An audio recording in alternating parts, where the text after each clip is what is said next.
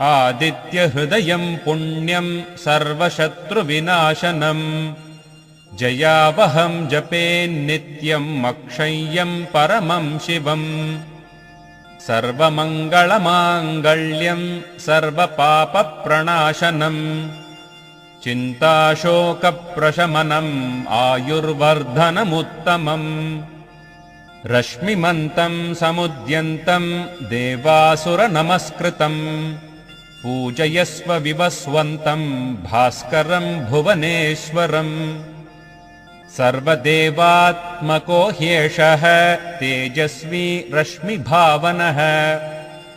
एष देवासुरगणान् लोकान् पाति गभस्तिभिः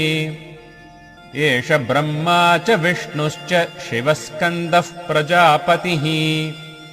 महेन्द्रो धनदः कालो यमः सोमो ह्यः